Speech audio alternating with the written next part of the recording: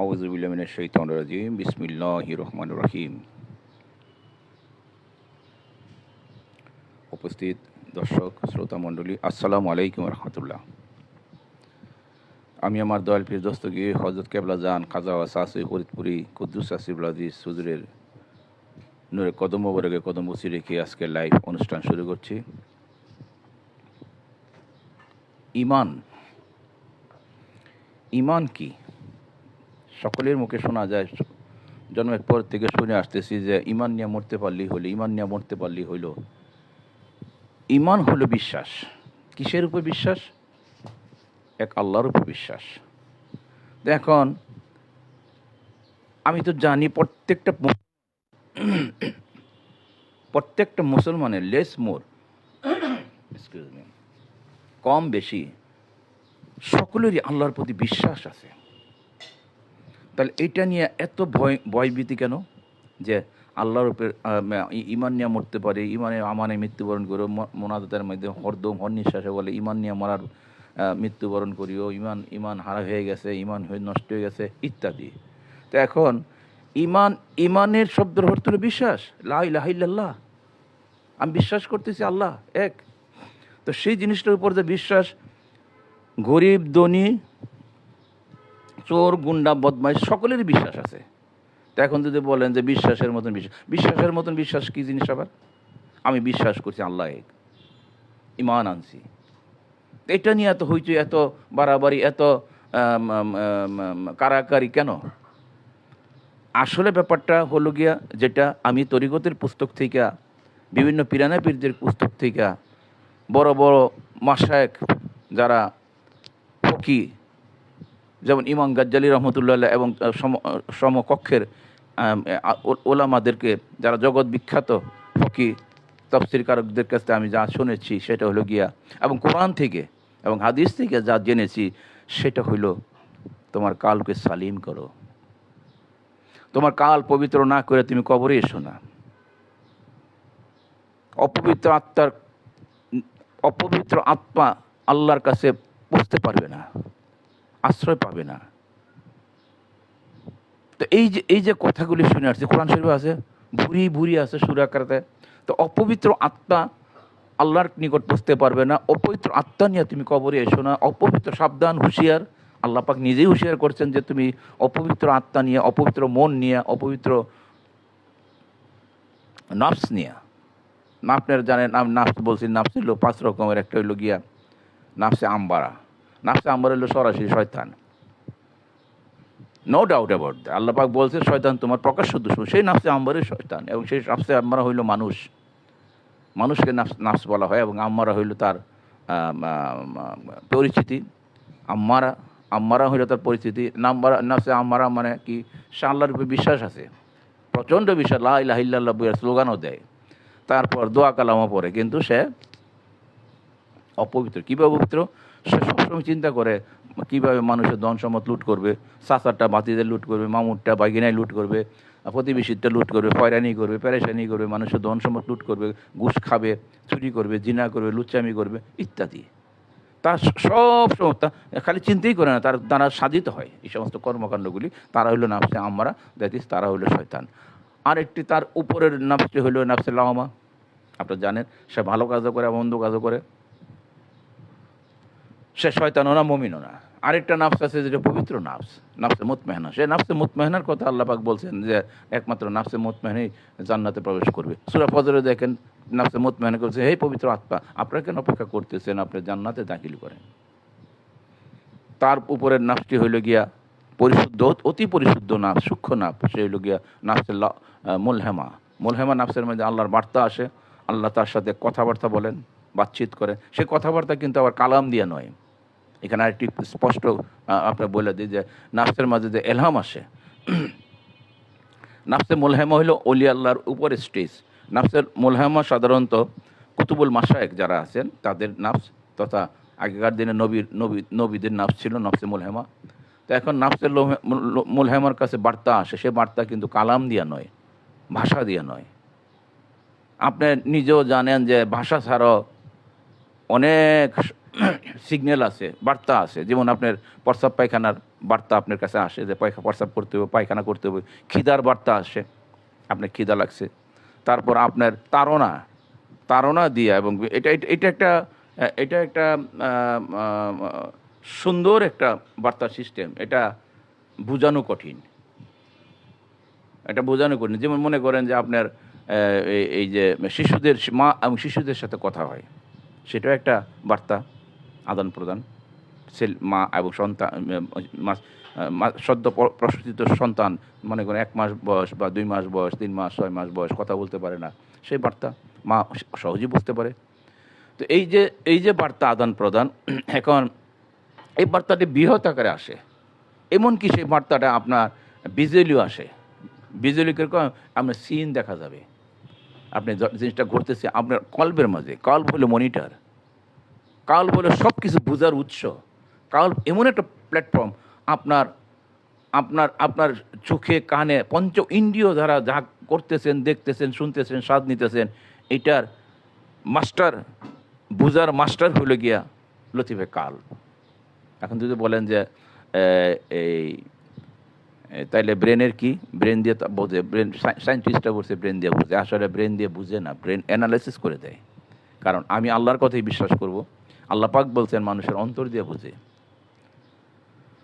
হৃদয় দিয়ে বুঝে। আমরা এমনি কথায় কথায় বলে থাকি, তোর আল্লাহ পাক কি তোর বুঝ দেয় নাই? তোর মনের মাঝে একটু বুঝ নাই? তুই মন দিয়ে যাচাই করে দেস না? এই যে কথাবার্তা বলে ভাই কালকে আইসেন টাকাটা দিয়ে দেবো, তুমি মন্তর থেকে বলছো, হৃদয় থেকে বলছো কালকে টাকা দিবা? হ্যাঁ, হৃদয় থেকে বলছি ভাই, যান। তো হৃদয়ের মর্তবা অনেক বিশাল।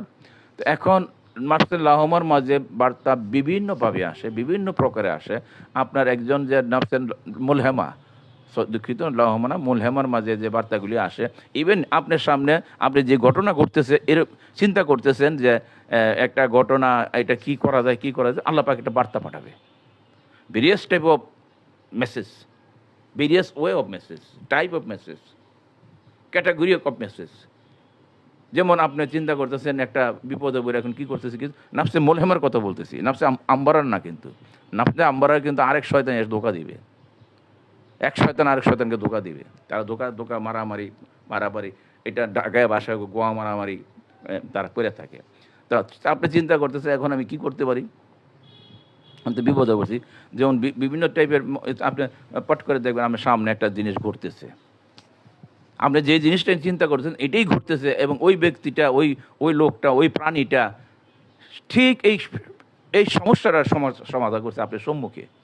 উদাহরণস্বরূপ বলতে পারি, যেমন কাবিল হাবিলকে হত্যা করে, হাবিল আলাইহিস সালামকে হত্যা করে যখন চিন্তা করলো ওই লাশ কোথায় রাখবে, তখন আল্লাহ পাক 2টা কাক পাঠাইলেন, একটা হত্যা করলো, হত্যা করে তারপর মাটির নিচে দাবাইলো। এটা ছিল এলহাম, যেহেতু হাবিল এবং কাবিল কিন্তু নবী নয়। হাবিল আলাইহিস সালাম, কাবিল আলাইহিস সালাম নবীর ছেলে ছিল, আপনারা জানেন, আদম আলাইহিস সালামের। তো কাছে তাদেরকে এহলামের মধ্যে জানাই দিল, তুমি হত্যা করছো, তুমি এখন দাফন করো। অনুরূপ আপনার চতুর্দিকে যারা নাফসে মুলহেমা, আপনারা সাহায্য পাবেন, আল্লাহ পাকের বার্তা পাবেন। এই বার্তা বিভিন্ন এই কথাগুলি, আমি যে কথাগুলি বলি এগুলো তারা বুঝবে না যারা নাকি সালাফি প্রকাশ্যে বলে, আমি নাম মেনশন করে আগে কথা বলতাম না, সালাফি আহলে হাদিস তারা বলবে না। কারণ আধ্যাত্মিক জগৎ তারা বিশ্বাস করে না। তারা বিশ্বাস করে ইমান, খালি ইমান। ইমান কি? আরে সাহেব, ইমান তো আল্লাহর উপরে বিশ্বাস, এটা কার নাই? কিন্তু সুফিজমের মাঝে, তরিকতের মাঝে, তাসাউফের মাঝে যে কথাটা সবচেয়ে গুরুত্বপূর্ণ দেওয়া হয়েছে, তুমি কালকে সালিম করো, তোমার কালকে পবিত্র করো। যেমন রাসূলুল্লাহ পাক সাল্লাল্লাহু আলাইহি ওয়াসাল্লাম বলছেন যে মানুষের শরীরে এক টুকরা মাংস আছে, সেই মাংসের টুকরাটার নাম হলো লতিফে কাল্ব। যদি লতিফে কাল্ব পরিশুদ্ধ থাকে, পবিত্র থাকে, তার সব কিছু পবিত্র। তার চলন বলন, কথাবার্তা, নামাজ, রোজা, ইবাদত বন্দি যা কিছু সে করে তার সবই পবিত্র। আর সেই এক টুকরা মাংস যদি অপবিত্র থাকে, তাইলে তার সব কিছু অপবিত্র। এখন আপনার কাল্বটা পবিত্র কিনা অপবিত্র, এটা আপনি বুঝবেন কেমনে? সহজ হিসাব, যে কাল্বের মাঝে আল্লাহ পাকের জিকির প্রতিষ্ঠিত, একমাত্র আল্লাহ ছাড়া অন্য কিছু স্থান নাই, শুধু আল্লাহর ভালোবাসা, আল্লাহর প্রেম, আল্লাহ নিয়ে চিন্তা ভাবনা, সেইটাই মোটামুটি সেটাকে বলা যায় যে লতিফে কাল্ব, পবিত্র কাল্ব, সালিম কাল্ব। সেই কাল্বের মাঝে আরেকজনের ক্ষতির চিন্তা উঠবে না। পবিত্র আত্মা, পবিত্র কাল্বের মাঝে কখনো মানুষকে কষ্ট দিয়ে কথা বলবে না, মানুষকে কটাক্ষ করে কথা বলবে না, কখনো ফতোয়াতে লিপ্ত হবে না। পবিত্র কাল্ব যার আছে সে কোনো দিন বিতর্কে যাবে না, সে আল্লাহর রাহে চুপচাপ বসে থাকবে। আল্লাহর রাহে মানে আল্লাহর জিকিরে চুপচাপ হরদম হন নিঃশ্বাস আল্লাহর জিকিররত থাকে। যেহেতু তার কাল্ব সালিম, তার কাল্বের মধ্যে সুলতানুল আসকার জারি হয়েছে, সে কখনো আপনার অন্যকে ধোঁকা দিবে না, অন্যর সাথে মিথ্যা কথা বলবে না, সে মানুষের ধন সম্পদ লুট করবে না, মানুষকে কটাক্ষ করে কথা বলবে না, সে সবসময় সদ উপদেশ দিবে, সৎ কাজ করবে, কথা কম বলবে। এটা একটা পবিত্র লতিফে কাল্বের পরিচয়। তো এখন পবিত্র আত্মা ব্যতীত, পবিত্র কাল ব্যতীত আল্লাহ পাক নিষেধ করছে যে সাবধান, হুঁশিয়ার, তোমরা, আমি তোমাকে ঠিক যেরকম পাঠাইছি মাসুম, মাসুম মানে তোমার যে সদ্য জন্ম নেওয়া যে সন্তানরা, সে তার আত্মা যেরকম পবিত্র, সে যেরকম অবুঝ, কারো ধোঁকা দিতে পারে না, কাউকে তার প্ররোচনা দিতে পারে না, কারো গীবত গাইতে পারে না, কারো জনসম্পদ লুট করতে পারে না, এরকম কাল্পটা নিয়ে তুমি আমার কবরে আসো, মৃত্যুবরণ করো। কাল্ব সালিম ব্যতীত তুমি মৃত্যুবরণ করো না। হে বান্দা, আমি আমার কাছে অপবিত্র আত্মার আশ্রয় নেই। এই যে কথাগুলি, এই কথাগুলি কিন্তু সুবিধের না, এই কথাগুলি কোরআনের কথা। আপনি দেখেন কাল্ব দিয়ে যে বুঝে, এটা তো সুরা হজের মাঝে আল্লাহ পাক বারবার বলে আসছে যে ৪৬ নম্বর আয়াতে আমি বলছি যে চোখের অন্ধ না, অন্ধ হলো তাদের দিল, যে দিল দিয়ে তারা দেখে না। দেখবে দিল দিয়ে, বুঝবে দিল দিয়ে, সে দেখা কি বুঝার দেখা। সূরা আরাফের মধ্যে ১৭৯ নম্বর আয়াতের মাঝে আল্লাহ পাক বলতেছে যে তারা চোখ আছে দেখে না, তারা কান আছে শোনে না, তারা জিহ্বা আছে, জবান আছে, জিহ্বা আছে, স্বাদ নিতে পারে।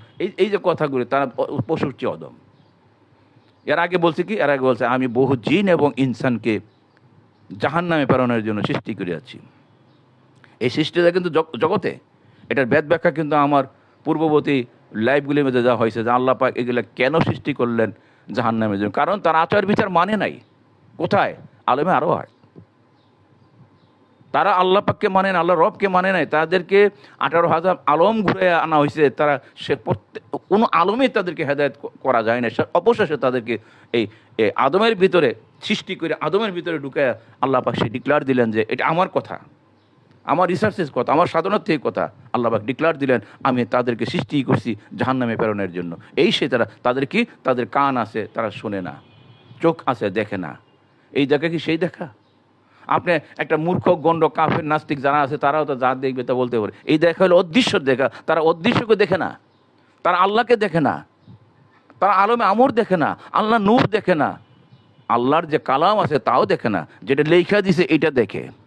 লেখার বাইরে যে শত সহস্র কোটি কোটি কালাম আছে আল্লাহ পাকের জাতি নূর আছে, কোটি কোটি সহস্র কোটি পৃথিবীর জমিনে বাসতেছে, তাদের রিফ্লেকশন, সেগুলো সম্বন্ধে তারা অবগত নয়, তারা দেখে না, তারা বুঝে না, তারা অন্ধ।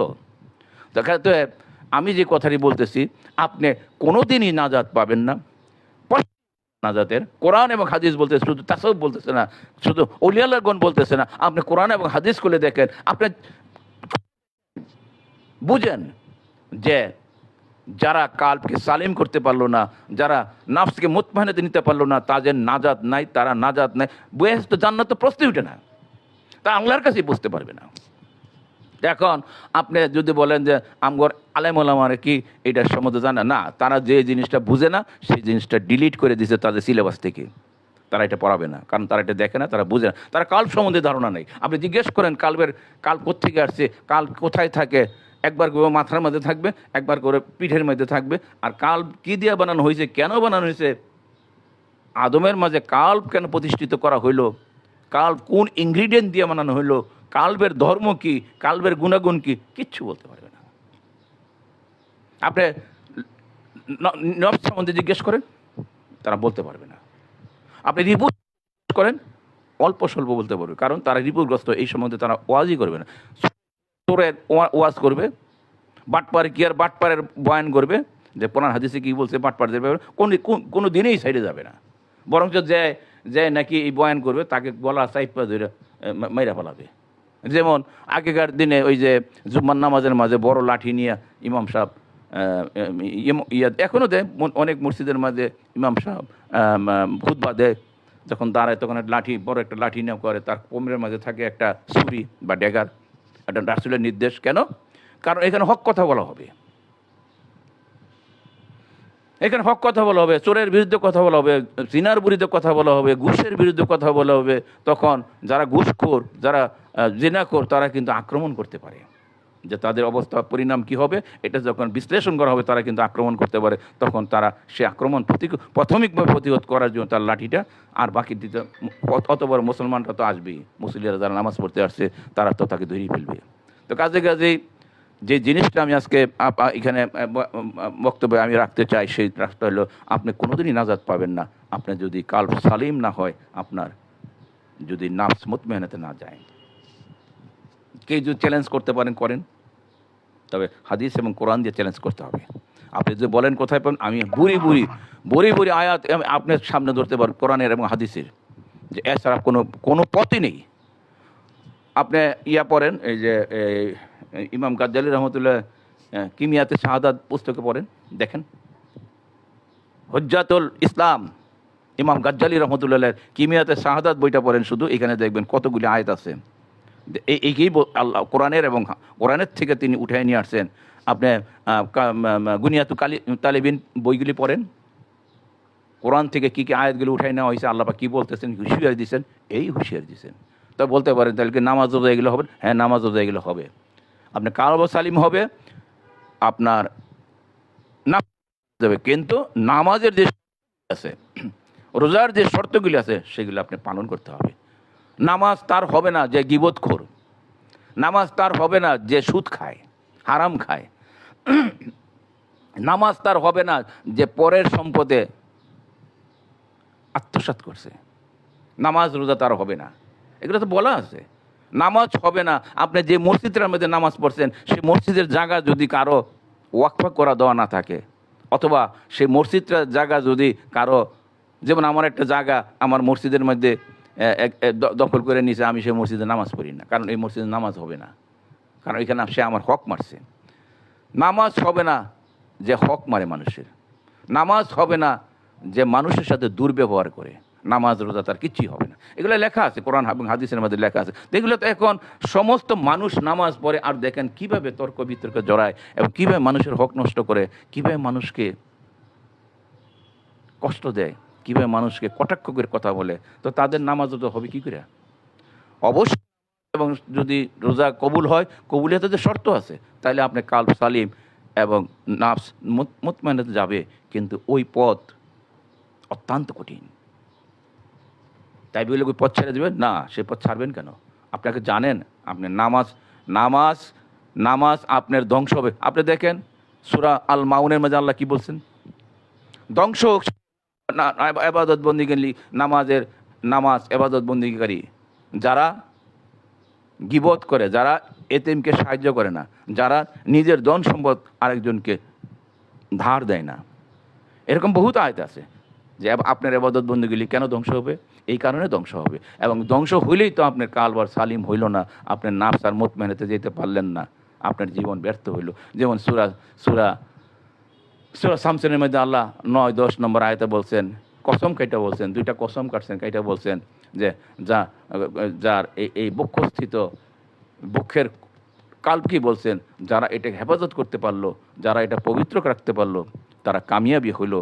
যারা এটাকে দূষিত করলো, তাদের জীবন ব্যর্থ হইলো। এখন বর্তমান দেখেন আলেমুল্লাহরা দাঁড়াই শুরু করে গীবত, উচ্চারণ শুরু করে, ইমুকে ভালো না, ইমুকে খারাপ বলতেছে, ইমুকের এটা তাকিদা ঠিক না, তার ইমান ঠিক না, ইত্যাদি বলতে। আরে সাহেব, আপনি গেলে বলতে যাবেন কেন? আপনার যে ভালো দিকটা আপনি উঠায় ধরেন। এটা একটা মার্কেট, ধর্মের একটা মার্কেট। যারা মুসলমান, তারা যেটা সুন্দর, যার পছন্দ সে সেটা নিবে। আজ কয়দিন পরে যে ভুল নিয়ে থাকে, কয়দিন পরে তার অবশ্যই আল্লাহ পাক যে সহায়তাকে, আল্লাহ পাক তো ঘোষণাই দিয়েছেন, আমি যাকে হেদায়েত করব একমাত্র সে হেদায়েত প্রাপ্ত হবে, আমি যাকে পথভ্রষ্ট করব সে কোনোদিন হেদায়েত পাবে না বা মুর্শিদ পাবে না। মুর্শিদ কি? অভিভাবক পাবে না। মুর্শিদ মানে অভিভাবক পাবে না সৎ পথ প্রদর্শনের জন্য।